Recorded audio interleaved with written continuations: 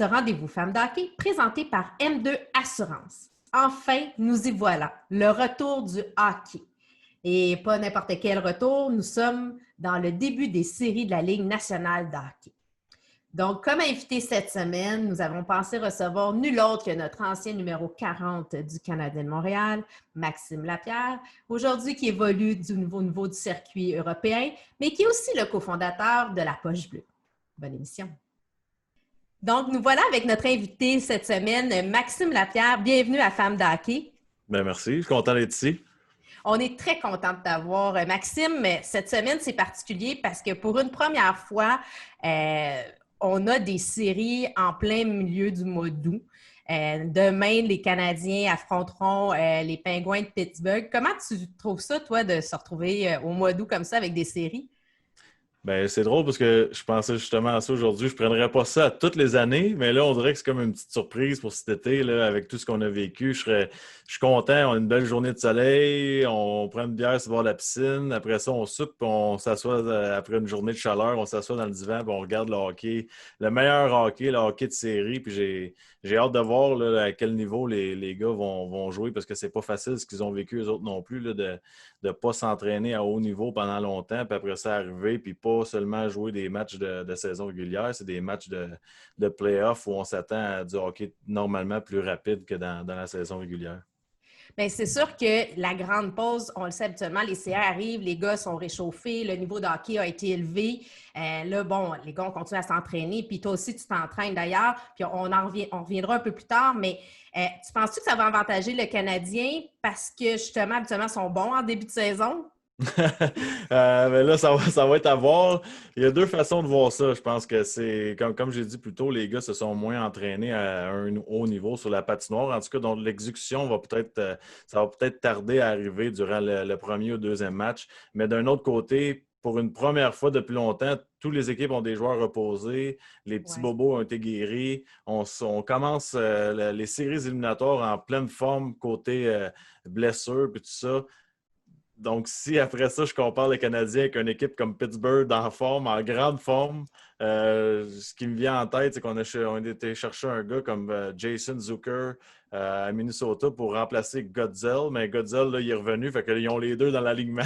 Donc, si tu compares à l'alignement du Canadien, je pense que tout peut arriver au hockey, mais je pense qu'on n'est pas de taille cette année, malheureusement. Penses-tu que l'aspect psychologique va avoir une grosse importance? Parce que, tu sais, là, il n'y aura pas de spectateurs dans les estrades. On se retrouve, les gars sont isolés de leur famille. Toi, tu as 3 filles, justement, là, de te retrouver, de dire, OK, là, je m'en vais dans une bulle. Mais, tu sais, c'est une prison d'argent là, ou d'or, là, comme on peut dire. Là. Ouais, je pense que les gars sont professionnels. Ça va être difficile dans les temps morts, dans les journées d'entraînement et tout ça. Mais la raison pourquoi ils sont dans la Ligue nationale de hockey, c'est qu'ils sont capables de fermer la switch ou de l'ouvrir quand c'est le temps, qui sera bien évidemment le match de séries éliminatoires. Puis je pense que les gars vont performer et tout ça. Moi, j'ai un peu plus peur pour les joueurs d'énergie comme moi j'étais. Notre game est construite sur la foule, sur l'ambiance, l'émotion, des mises en échec, la foule crie et tout ça. Les gars de talent comme les Malkin, les Crosby, McDavid, eux, ils font de l'art, comme on dit. Ils patinent, ils ont la rondelle. Ils ne se concentrent pas vraiment sur l'émotion. Mais les joueurs de 3e, 4e trio, j'ai hâte de voir leur réaction parce que donner une mise en échec quand 21 273 spectateurs se lèvent au Centre Bell, c'est une chose. Mais quand il n'y a pas un chat dans le building, ça en est une autre. Donc, j'ai hâte de voir. Bien, parlons justement, toi, de ton histoire par rapport au hockey. Bon, on le sait, tu as été repêché par le Canadien, tu as évolué avec eux, après ça, tu as été échangé, tu t'es en allé à Vancouver. Mais comment tu as commencé à jouer? Quelle place le hockey avait dans ta famille, dans ta vie avant de devenir le Maxime Lapierre là, qu'on connaît? Ben, premièrement, c'est important de mentionner dans ma famille, le hockey, ça fait partie de nos vies, puis on le regarde toujours. Ma grand-mère, elle regarde le Canadien, puis après ça, elle regarde une game de l'Ouest à tous les jours. Elle regarde les 2 games, puis je pense qu'elle a 90 ans, puis elle adore le hockey. Oh, Mais wow! c'est pas quelque chose on pousse pas le hockey dans ma famille. Tu sais, mon père, ma mère m'ont jamais dit il faut que tu t'entraînes, il faut que tu joues. Ça a toujours été si ça ne te tente pas, lâche. Si ça te tente, on recommencera. Puis c'est de même, c'est comme ça que j'ai commencé ma carrière d'ailleurs. C'est que j'ai commencé à 4 ans. J'ai pas aimé ça, puis j'ai lâché. J'ai juste recommencé à jouer au hockey à 8 ans après. J'aimais pas ça, les petits exercices de sauter par-dessus la ligne bleue, puis pas de rondelles, puis tout ça. Puis je suis revenu quand c'était le temps de jouer pour de vrai. Puis c'est à partir de là, à 8 ans, à Repentigny. Tu sais, je marque souvent que mes premières entrevues, on me disait d'où tu viens. Ma mère disait, ben Marc Saint-Léonard, c'est là que tu es né, mais j'ai été là jusqu'à l'âge de 6 mois peut-être. OK. Après ça, j'étais un gars de Repentigny, j'ai grandi à Repentigny, j'ai joué mon hockey mineur à Repentigny, puis que de bons souvenirs dans l'organisation des pionniers de la Naudière.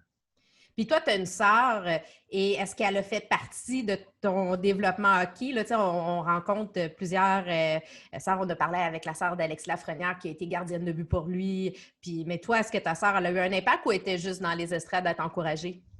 Ben, c'est sûr, ma soeur est plus jeune, elle est 10 ans plus jeune, donc elle OK. suivait l'équipe dans le fond. Là, mais pour elle, c'est sûr que le hockey, ça faisait partie de sa vie parce qu'elle a passé sa vie dans les arénas. Puis j'imagine que c'est pas toujours facile en tant que sœur d'aller voir son frère jouer 3-4 fois par semaine dans des arénas froides. Des fois, on s'entend que c'est pas toujours le centre belle dans le hockey mineur. Donc, mais elle m'a toujours supporté, toujours encouragé. Puis le vibe que j'ai eu en entour de moi là, de la part de ma famille, ça a toujours été du positif. Il n'y a jamais eu de on n'aime pas cette partie-là.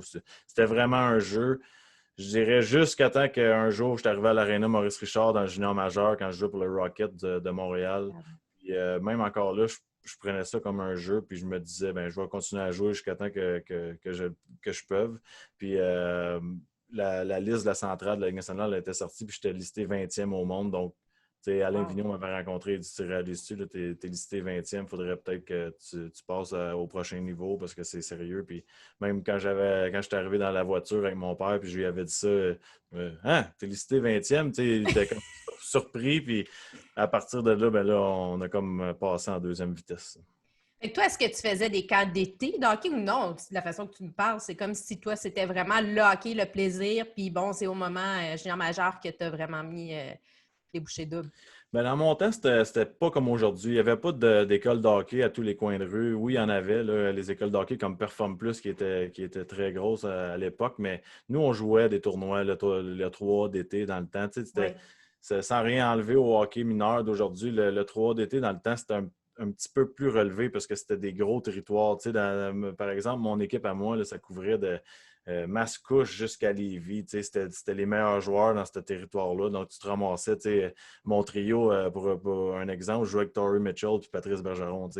Les deux gars, ils ont joué dans la Ligue nationale. Fait que pour une équipe Pee-Wee, on s'entend que c'est des bons joueurs de hockey. Puis, je te dirais que dans mes équipes, j'ai eu au moins la moitié qui ont joué au moins un match dans la Ligue nationale.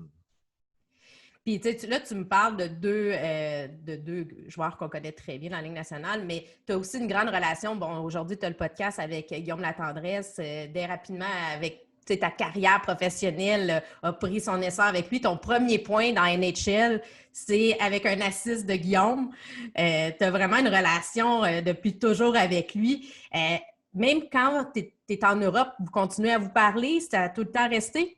Ben oui, toujours, on se voit l'été, puis on se texte comme ça dans l'année. Mais tu sais, Guillaume, autant pour moi que pour lui, j'imagine, c'est une situation très spéciale. Tu sais, tu vas toujours te rappeler avec qui tu as fait tes premiers pas dans ton rêve. Tu sais, notre rêve, c'était de jouer de la Ligue nationale, puis le gars quand je regardais à gauche ou à droite qui était avec moi, c'était Guillaume Latendresse. Donc, c'est une relation que tu peux pas détruire. C'est difficile d'enlever la magie d'une certaine façon parce que tout ce qu'on a vécu, c'est des moments de stress, mais en même temps, les plus beaux moments de notre vie.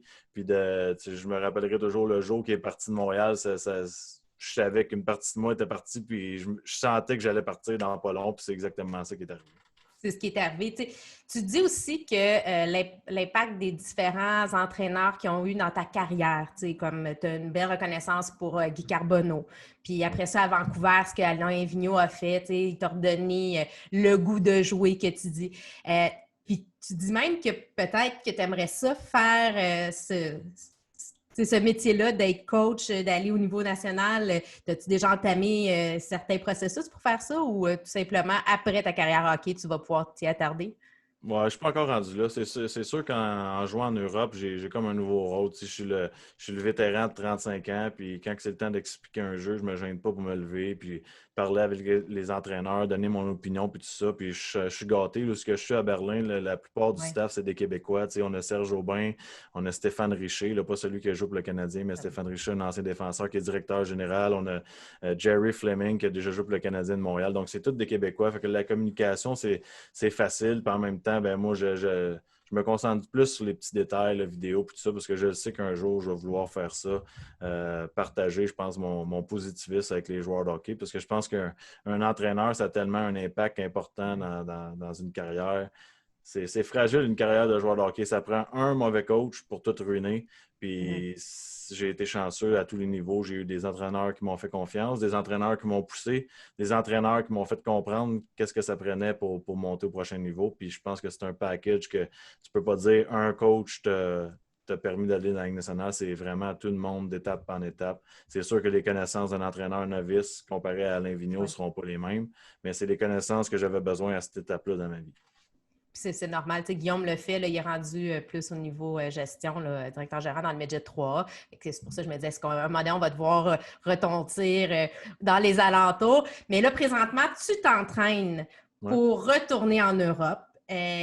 Comment ça se passe pour toi? Parce que là, il y a eu un grand arrêt. Tu as aussi ta femme, tu as tes 3 enfants. Vous voulez vraiment retourner ou tu penses rester? Qu'est-ce qui... Ben, c'est sûr que je retourne. Il me reste encore 2 ans à mon contrat, mais c'est une situation quand même particulière et plate, je dirais, cette année. Là, premièrement, on va juste commencer au mois de novembre. C'est la meilleure possibilité pour l'instant, c'est de commencer en novembre, donc 3 mois en retard, théoriquement. Puis j'ai encore le temps de me mettre en forme. C'est la première fois que je vis ça. C'est pas l'idéal pour un gars de 35 ans d'arrêter aussi longtemps. Là. Mais justement, je suis bien encadré. Je me suis toujours entraîné avec mon entraîneur qui était Scott Livingston pendant 17 ans. Alors, on a construit une bonne base. Puis je pense que ça va prendre du temps à revenir à la normale, mais juste à temps pour la saison, on va espérer. Bien, justement, je voulais qu'on en parle de Scott Livingston parce qu'on a un thérapeute commun qui est Patrick McGee, qui est, son mentor, c'est Scott. C'est lui qui t'entraîne justement, là, qui assiste Scott dans ton développement présentement. Parle-nous, c'est quoi cette technique-là? Qu'est-ce qui fait que c'est important de s'entraîner avec cette approche holistique-là? Là? Écoute, ça a l'air tellement compliqué, mais en même temps, c'est tellement simple. Dans le fond, c'est de prendre soin de ton corps. C'est eux autres, j'ai toujours détesté les entraîneurs qui te poussent et qui comptent les répétitions parce que c'est pas ça que ça prend. Ça prend des bonnes répétitions. Faut que ton corps marche de la bonne façon. Faut que ton corps soit balancé. Des fois, tu peux lever le poids, le même poids que tu vas lever plus tranquillement au moins de répétitions, mais ça va t'aider plus parce que le pourcentage que tu utilises de ton corps est mieux balancé puis tout ça. Puis je pense que, tu sais, par exemple, je vais donner un exemple, faire des squats avec la barre sur le dos, puis tu lèves croche pendant 10 ans, ben, à un moment donné, ça va craquer. Tu sais. Tu vas peut-être être capable. C'est ça. Tu vas peut-être être capable pendant une couple d'années, mais quand ça va péter, tout va arracher, puis c'est tout simple que ça. C'est pour ça qu'il y a beaucoup de blessures dans le sport. Mais si c'est toujours structuré, si c'est toujours bien fait, ça va amener une longévité assez importante. Je pense que c'est ça que j'ai fait dans ma carrière. Écoute, j'ai joué une game robuste toute ma vie. J'ai jamais été blessé. J'ai jamais rien eu de grave, jamais déchiré un muscle. Mais jamais arrivé rien à part, bien évidemment, des fractures à cause des rondelles. Tout ça, mais ça n'a aucun rapport ça compte pas, là. Tu ne peux pas le prévoir, ça. Là, exactement. Ça, tu ne peux pas t'entraîner pour ça. Puis, je pense que ça a grandement aidé ma carrière parce que théoriquement, mon jeu est basé complètement sur le niveau de fitness auquel je peux être sur la patinoire. Puis, tu sais, je vais te donner un exemple. Il y a des matins dans ma jeunesse que je rentrais au gym, puis Scott, au lieu de me pousser, il me disait « Tu t'entraînes pas aujourd'hui, viens en arrière, c'est à la table. » Puis là, il t'arrangeait. Là. Il m'arrangeait les hanches, les épaules, j'étais tout croche. Puis finalement, bien, lui, c'était 2 jours de vacances, j'avais besoin, puis pas de pousser. Puis comme ça, bien, avec les années, tu sais, un petit 2 jours là, puis un petit 2 jours l'année d'après, bien, des fois, tu sauves 200 jours. Tu sais. Mais tu sais, on ne réalise pas l'importance de respecter le corps. Tu sais, bon, ça, c'est une approche pour amplifier puis améliorer le plein potentiel, justement, puis tu sais, la force de tes mouvements par rapport à ta capacité à toi. Oui. Mais dans la vie, peu importe le sport que tu fais, même, tu sais, bon, moi, je ne suis pas une athlète professionnelle, puis je vois Patrick, justement, parce qu'il m'aide. Bon, je joue au golf, au tennis, bon, j'ai reçu une porte patio sur la tête. Il a fallu qu'on m'arrange un peu. Mais, tu sais, c'est pas une grosse dépense, c'est un investissement qu'on fait. Donc, je pense qu'il faut qu'on se mette ça dans notre tête, même avec nos jeunes. Puis Patrick travaille justement sur un projet là-dessus pour amener ça plus jeune, au niveau pee-wee, bam-tam, pour que rapidement, on les enligne de la bonne façon pour pas justement qu'il y ait des blessures après coup. Moi, j'y crois fortement. Ouais, je crois à ça 100%. Puis c'est gravé dans ma tête parce que justement, ça fait depuis l'âge de 17 ans que je teste ce gym-là avec Scott Livingston, puis Pat, puis Marc Nadeau, aussi un autre jeune qui est très bon. Mais je l'ai même dit dans un de nos podcasts avec Guillaume, c'est que moi, je crois au repos. Tu sais, on dit souvent en anglais rest is a weapon. Le repos, c'est une arme aussi, surtout chez les jeunes. Moi, je dis tout le temps, il y a tellement de pression dans la société quand ça commence la vie pour vrai en tant qu'adulte. Pourquoi que les jeunes, il faut qu'ils jouent au hockey 12 mois par année? Tous les jours, avec l'école, ils ont des changements physiques, ils ont la pression des parents, ils ont tout ça. Moi, je dis l'été, là, ferme la lumière un mois de temps, là, joue au baseball, joue au soccer, amuse-toi. Tu sais, la vie, quand ça reprend, les joueurs de hockey de la Ligue nationale, c'est les meilleurs au monde, puis ils arrêtent 4 mois, là, tu sais, 3-4 mois. Oui. Fait que pourquoi qu'un jeune, lui, il continuerait tout le temps, tout le temps? Tu sais, quand l'école finit, là, c'est assez hockey, je pense, on n'arrête pas 2-3 mois, là, c'est au moins un mois. Là. Après ça, je pense que les jeunes vont être capables de patiner encore, je suis pas mal certain. C'est une belle leçon. Ça m'amène à cette question. Avec tout ce que tu sais aujourd'hui, où ce que tu es rendu, tu as 35 ans, si tu fais changer une chose dans ton développement hockey, ça serait quoi puis pourquoi?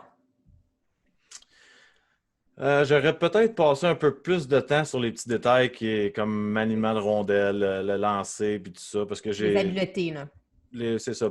Puis si on voit ça chez les jeunes d'aujourd'hui, puis moi, ça me fait peur un petit peu parce que là, ils ont tout du talent, mais ils ont comme oublié l'autre côté, là, le côté, justement, comme on vient de parler, d'être équilibré, en santé, le repos, puis tout ça.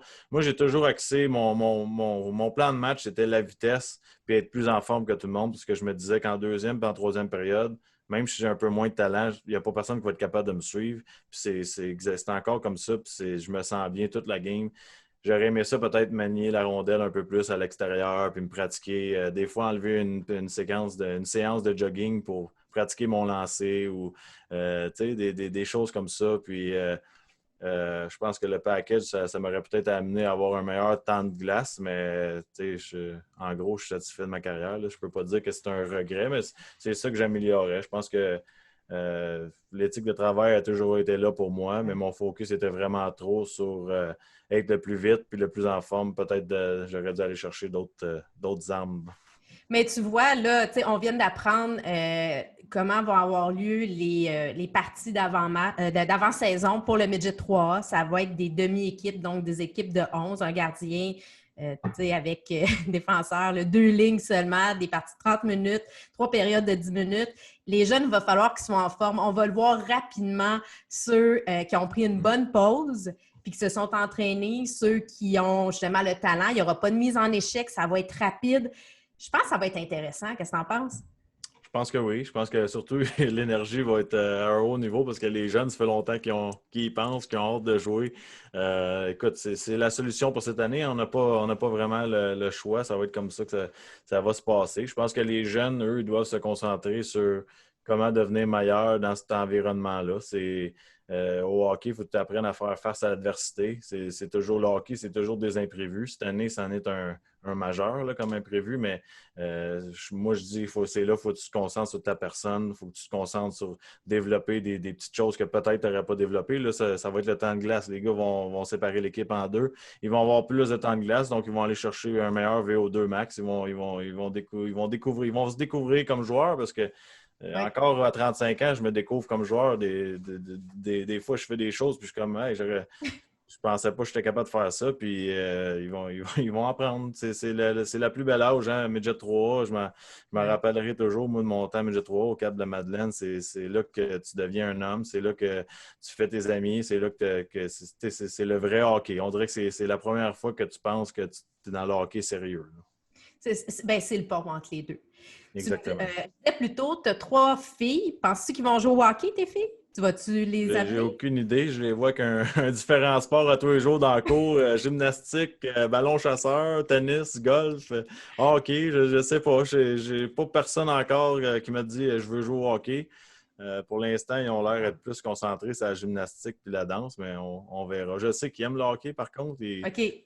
Si je regarde un match de hockey, ils s'assoient à côté de moi, puis ils le regardent au complet, puis ils sont concentrés. Donc, on verra, mais c'est pas moi qui va mettre de la pression pour rien. Ils découvriront qui elles sont d'elles-mêmes. C'est correct. On est ta femme d'hockey, fait que je te demande la question. Quelle est la femme d'hockey qui t'inspire, toi, Maxime? Il y en a tellement. Tu sais, je vais t'avouer, j'avais jamais été voir un match de hockey féminin live. Je les ai toujours regardés à la télévision. On pense bien évidemment le Canada contre les États-Unis. C'est toujours des grands matchs, beaucoup d'émotions. Puis quand j'ai été aux Olympiques, c'est la première Ouais. fois que j'allais live m'asseoir sur le bord de la bande puis regarder justement Canada contre les États-Unis. J'ai tellement été impressionné par moi j'appelle ça en anglais le hockey IQ, l'intelligence Ouais. hockey des joueuses, des patineuses. Puis, tu sais, une fille comme Marie-Philippe Poulin, je pense que dans son monde, dans le hockey féminin, elle a le même impact un peu qu'un Sidney Crosby. Tu sais, c'est Mhm. une leader, c'est une fille qui fait tout de la bonne façon pour son équipe, que ce soit sur la patinoire puis en dehors de la patinoire. Donc, pour moi, je trouve que c'est une fille que je respecte énormément. Mais aussi, si on sort de la game du hockey, dans le monde du sport, je pense qu'une femme comme Chantal Maccabé, je trouve que elle a toujours été à la télévision, elle est toujours de bonne humeur, elle amène une Mhm. énergie. Quand tu ouvres la télé, Chantal est là, c'est intéressant, puis tu ne dis pas qu'est-ce qu'elle dit là, c'est toujours le fun, toujours respectueux, puis avec de la bonté. Une bonne journaliste sportive. Exactement. Toujours présente. Tu me parles justement des Olympiques. On n'a pas parlé. Tu es allé aux Olympiques à Pyeongchang. Tu as remporté la médaille de bronze. Qu'est-ce que ça représente pour toi de représenter ton pays, d'avoir eu cette chance-là? Incroyable. Pour moi, j'ai vécu des moments exceptionnels dans ma carrière. J'ai gagné la Coupe Calder dans la Ligue américaine. J'ai Oui. été repêché par la Canadienne de Montréal. J'ai joué en finale de la Coupe Stanley. J'ai été deux fois en finale en Oui. Suisse, en finale de championnat. J'ai joué, je pense, 10 Game 7 dans ma carrière en série. Euh, Puis je pensais que j'avais tout accompli, de mes rêves. Puis là, ils ont dit que les joueurs de la Ligue nationale n'allaient pas aux Olympiques, que ça allait tout être les joueurs qui jouent en Europe et tout ça. Fait que j'avais regardé les joueurs, j'ai dit, bon, il y a peut-être un gars après moi qui a joué 200, 300 matchs dans la Ligue nationale. Moi, avec les séries, j'en avais près de 700. Je m'attendais que c'était un automatique, que j'allais être invité au camp d'entraînement. Mais non, hein? Ouais, il y a eu 6 tournois. Premier tournoi, pas invité. Là, j'ai dit à ma femme, je dis, ils doivent vouloir voir ceux qui connaissent moins, puis deuxième tournoi, pas invité. Là, je dis, ouais, c'est plate un peu, mais on va voir. 3, 4, 5, pas d'invitation partout. Je pense que j'étais le seul joueur dans le monde qui n'a pas eu d'invitation pour le tournoi. Puis là, il restait un tournoi, c'était la Coupe Spengler à Davos, qui était en Suisse. Puis j'ai pas été invité encore. Puis là, il y a eu des blessés. Ils ont appelé 3 gars. Les 3 gars, ils n'ont pas voulu parce que c'était dernière minute. Ils ont appelé genre à minuit du soir la veille. Moi, j'ai dit oui. Et il m'avait même dit tu joueras peut-être pas, mais je connaissais Davos. Je savais que c'était un bel environnement à Noël. Les montagnes, le ski, les enfants jouent dans la neige, puis tout ça. Puis je l'avais déjà vécu avec mon équipe à Lugano. Fait que j'ai dit ben, on va y aller. Je pense que c'est 3 heures de route de Lugano, Davos. Fait que on est monté là, puis c'est là-bas tu montes, puis c'est des montagnes, c'est haut. Les enfants vomissaient dans l'auto parce qu'on était dans la vanne, puis ça tournait, puis ça barouettait, puis là, même nous autres, les parents, ont commencé à avoir mal au cœur, en tout cas. Tu commences à Juste, regretter, là? Tu fais comme là, j'étais un... là, peut-être que pour aller m'asseoir sur le banc, j'aurais peut-être pas dû y aller pour cette année. Puis là, première pratique, tu sais, mon orgueil, j'ai dit là, je vais donner une Mhm. pratique, puis je leur donnerai pas le choix de me faire jouer. Puis j'ai vu Willy Desjardins, l'ancien entraîneur des Canucks, traverser la glace, puis aller parler aux assistants. Puis là, il est venu me voir, il dit on va t'essayer demain à l'aile droite, juste pour voir. Puis tu sais, je joue même pas à l'aile droite, Mais non, j'ai t'es un joué au centre. centre toute ma vie. Fait que j'ai commencé la première période, j'étais sur le quatrième trio à droite, puis j'ai fini la game sur le deuxième trio au centre. J'étais revenu, j'étais partout en avantage numérique, en désavantage. Puis quand je suis parti de là, j'ai dit écoute, j'irai pas aux Olympiques, mais je suis content parce que je le sais que je leur ai fait avaler leur mot de travers. Puis je le sais que là, ils ont l'air cons un petit peu d'une certaine façon. J'ai dit j'ai tellement bien joué que s'ils ne me prennent pas, là, ils ont l'air stupides. Puis comme de fait, un moment donné, le téléphone a sonné, puis ils m'ont annoncé que j'avais fait l'équipe. J'étais tellement content. J'étais rentré dans le salon, ma femme a regardé la télé avec la chanson de l'hymne national canadien sur mon téléphone. Là, Ah. c'était un beau moment. Puis tu sais, je m'attendais pas à faire face à autant d'adversité à cet âge-là, puis d'avoir à comme reconquérir mon nom. Tu sais, on dirait que j'avais été oublié. J'étais meilleur marqueur de mon équipe en Suisse. Je dominais. Ça faisait 2 ans de suite. J'allais, comme j'ai dit, à Game 7 en finale. Mhm. J'avais eu un impact majeur sur l'organisation. Puis on m'avait oublié. Mais là, cette victoire-là avait fait du bien. Ben, tu sais, loin des yeux, loin du cœur, qu'on dit des fois, mais je pense que Exact. c'est un bel exemple pour les jeunes aujourd'hui de ne jamais abandonner des fois, on pense que c'est contre nous, mais c'est pas contre nous. C'est tout simplement si tu t'étais juste englouti là, dans ton orgueil de dire « Ah non, j'y vais pas », tu n'aurais pas vécu toutes ces belles expériences-là, puis de représenter le pays, puis de quand même, bon, je sais qu'on aime mieux l'art, là, mais tu as quand même une médaille olympique. Ouais, non, c'est ça. C'est Je pas m'attendais rien, jamais là. d'avoir ma médaille de bronze en haut dans le salon. Puis ça, je vais l'apprécier. Autant la médaille que les moments que j'ai vécu là-bas, parce que mes parents, ma soeur, tout le monde est venu avec moi, mes enfants, ma femme, de faire, tu sais, juste de m'asseoir à la cafétéria, de Oui. regarder les autres athlètes là, qui se sont entraînés 4 ans pour faire une performance, des fois de 20 secondes. Ouais. Ils se regardent, là, ils ont leur laptop, ils font du vidéo, ils sont concentrés, ils ont les écouteurs, ils ne veulent pas parler à personne. Tu sais, nous autres, les joueurs de hockey, on allait chercher un café chez McDo, on s'assisait dans la cafétéria, puis on parlait, on riait, on regardait. Tu sais. On n'était pas aussi focus que les athlètes olympiques que je connais. Là, tu sais, bien évidemment, des amis comme Michael Kingsbury qui Ben, c'est s'entraîne ça, avec j'étais moi. pour le nommer, justement. C'était incroyable de vivre ça. Puis Mike avait gagné sa médaille d'or aussi là, cette année-là, donc c'était particulier. Puis aussi d'autres partenaires d'entraînement, là, Tessa Virtue, puis Scott Moore qui avait gagné en patinage artistique. Ouais. Si je te donnais l'occasion de faire ton équipe de rêve, je te dis, tu peux jouer, tu peux prendre 5 joueurs, en fait 6 joueurs, 3 attaquants, 2 défenseurs, un gardien de but. Ils peuvent venir du passé, du présent et même du futur. C'est quoi ton alignement? C'est dur parce qu'il y a tellement de bons joueurs, mais je vais y aller avec ceux que je connais le mieux parce que j'ai eu la chance, premièrement, on va dire notre joueur de centre, c'est Nick Crosby. J'ai eu la chance de le côtoyer. Je doute que quelqu'un va avoir une éthique de travail et des valeurs plus fortes que les siennes dans le futur ou dans le passé parce que c'est dur à matcher, puis le talent, puis tout ça, puis il a fait ses preuves, il a gagné. Là, je vais retourner en arrière. Je pense qu'un gars comme Maurice Richard qui a ouvert des portes, pour moi, Maurice Richard, c'est le Canadien de Montréal, c'est l'émotion. Quand j'ai regardé le film là, de Maurice Richard, quand il rentre puis il dit à sa femme qui a fait l'équipe, là, ça vient chercher tout le monde. Là, tu fais sur pause, tu es là, c'est incroyable. Ouais. C'est les valeurs, c'est ce qu'il a amené. Puis il était tout ce dans qu'il représente. Ben c'est ça, c'était incroyable. Puis, on dirait qu'il avait tout contre lui, ce gars-là, mais il a toujours continué d'avancer. Puis, il a prouvé à tout le monde c'était quoi le Canadien de Montréal, c'était quoi un Québécois, qu'on se battait pour notre territoire puis qu'on a du cœur. Après ça, ben, je vais y aller avec un autre Québécois, Mario Lemieux. Je pense que talent brut, spectaculaire. Moi, le film Mario le Magnifique, ça a changé ma carrière. Je pense que je l'ai regardé 1000 fois dans ma jeunesse. J'ai regardé ce gars-là. Je me rappellerai tout le temps. Ça commençait, il mettait les breaks à lumière rouge avec sa Ferrari. Puis là, il partait dans ses pensées. Puis on voyait tous ses buts. Puis tout ça. Je trouve tellement que c'est un beau joueur de hockey, grand, fort, talentueux. Après moi, ça, c'est le meilleur. c'est sûr que Wayne Gretzky, je pourrais le mettre, mais moi, on est Mario. Mon trio, à date, il va bien. Il va bien. On est correct. Là. Je pense qu'on est en business. Là, on s'en va du côté des défenseurs. À la défense, écoute, un joueur qui m'avait impressionné énormément à jouer contre, j'ai jamais vu un gars aussi intelligent que ça sur la patinoire, c'est Nick Lidstrom à Détroit. Ah ouais, hein? Je me rappellerai toujours, Carbo, il était rentré entre les périodes, puis il m'avait dit là, tu vas-tu le frapper, Lidstrom? Il fait ce qu'il veut sur la glace. Puis dans ma tête, j'étais là, j'essaie de le frapper, mais je suis pas capable de le pogner. Il a-tu des yeux en arrière de la tête? C'est un gars tellement, tu le vois, il touchait même pas sur la glace, mais tu n'étais pas capable d'avoir la rondelle. Une pieuvre. Il t'a levé le bâton. Puis tellement talentueux, tellement le leadership qu'avait ce gars-là, ça paraissait aussitôt qu'il était sur la patinoire.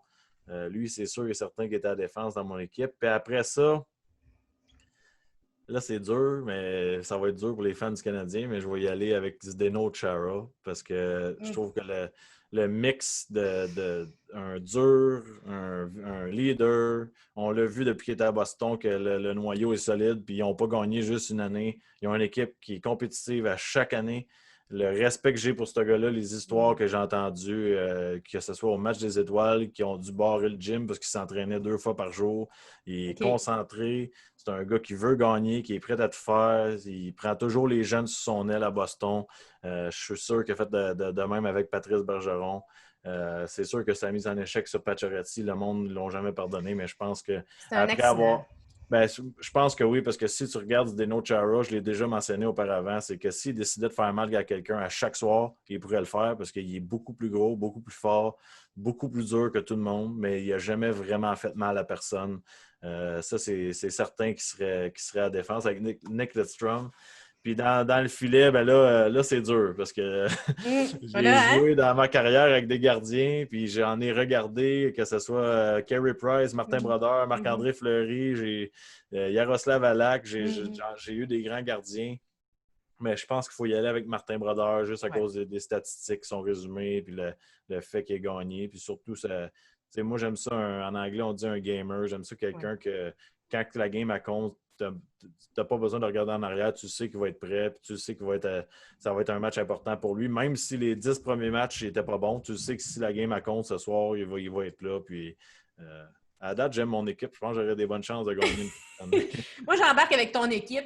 Et puis, tu sais, bon, il y en a un qu'on peut parler aussi, c'est Jean Béliveau. Puis, je m'amène parce que Ouais, tu as gagné, toi, le trophée Jean Béliveau ouais. pour ton implication dans la communauté. C'est important pour toi de redonner. Puis là, je t'amène sur la poche bleue parce que c'est un peu ça que vous essayez de faire, toi puis Guillaume, c'est de mettre en lumière des produits québécois, c'est de donner une chance aussi de parler, de raconter, d'être dans le plaisir et le divertissement. Fait que, parle-nous un petit peu de la poche bleue, là. Là, si tu entends le tremblement de terre en haut, c'est mes enfants qui montent les escaliers. La poche bleue, dans le fond, ça a été créé. L'idée nous est venue comme ça un soir. On faisait un live Instagram, puis on a vu qu'il y avait de l'intérêt, mais le but, c'était vraiment de promouvoir nos produits québécois. On avait vu l'idée du panier bleu qui avait été instauré par le Oui. gouvernement d'acheter chez nous. Puis nous autres, on a dit après ça, pourquoi pas vendre nos produits québécois parce qu'on a de tout ici, hein, que ce soit des athlètes, des célébrités, des chanteurs, des humoristes, nos produits québécois, que ce soit la bière comme la poche bleue, puis tout ça. On a de tout, puis on trouvait ça important de promouvoir les petites, les grosses, les moyennes compagnies. Puis comme là, 2 semaines, c'était une boîte de biscuits que quelqu'un faisait, une Oui. compagnie. On voulait juste promouvoir ça. Cette compagnie-là fait des bons biscuits, ils sont chez nous. Pourquoi pas les acheter chez nous? Fait que les petits détails comme ça. Puis on trouvait ça important aussi là, de parler, de montrer le côté humain des gens qu'on aime, des gens qu'on suit dans leur carrière ici au Québec. Parce que une entrevue en joueur de hockey, c'est une chose, mais une entrevue d'un joueur de hockey avec une bière dans les mains qui parle de ses sentiments, qui parle de ses regrets, les choses comme ça, je trouve que c'est le fun pour les fans. C'est très humain. Puis, mais moi, je suis très excitée et heureuse d'annoncer qu'à Femme d'Hockey, on va faire comme la petite cousine ou la version féminine, la sacoche bleue, bien entendu inspirée de la poche bleue. Donc, nos invités, on va les inviter aussi à nous raconter des anecdotes, des moments qui les ont touchés. Puis, on va mettre en valeur des produits québécois. Fait que c'est assez dans nos prochaines rencontres. On va Ouais. faire notre segment La sacoche bleue. Bon, nous autres, c'est la sacoche, là, vous autres, c'est la poche. Ben, c'est le fun parce que tout le monde, que ce soit n'importe quel sport, homme, femme, tout le monde a des anecdotes. Il n'y a pas personne dans la vie qui n'a pas une anecdote. Fait qu'il faut juste qu'ils sortent l'anecdote dans le show, puis ça fait rire le monde. Les gens aiment ça. Puis les gens aussi se rattachent aux personnages, s'attachent aux gens parce qu'ils savent qu'ils ont vécu des choses similaires. Des fois, c'est des anecdotes un peu tristes, des fois, c'est Ouais. des anecdotes drôles, mais c'est toujours constructif. Bien, on a tous des histoires, qu'on soit dans les estrades, sur la patinoire, sur la route, en tournoi. Il y a plein de choses qui se passent qu'on peut raconter ou d'autres qu'on ne peut pas raconter, mais on verra ce que nos invités auront à nous dire à Femme d'Hockey. Écoute, Maxime, je te remercie de ta générosité, de ta présence à Femme d'Hockey. On va suivre, bien entendu, ta carrière, autant au niveau hockey là, en Europe que ta carrière là, d'animateur à la poche bleue. Ouais. Nous, de notre côté, on va continuer aussi à regarder le hockey. Demain, Canadien, avec notre poche bleue dans les mains. Hein? Exact, pas le choix. Hey, Merci, bonne Maxime. fois au golf ou en regardant le hockey, là, c'est une bonne bière. Je dis pas ça Oui. parce que ça note. Il paraît qu'elle est très bonne. Même Annie Villeneuve l'aime. Ouais, non, on a vu ça hier. On était content de voir Annie avec une poche bleue. Merci, Maxime. Salut, merci beaucoup.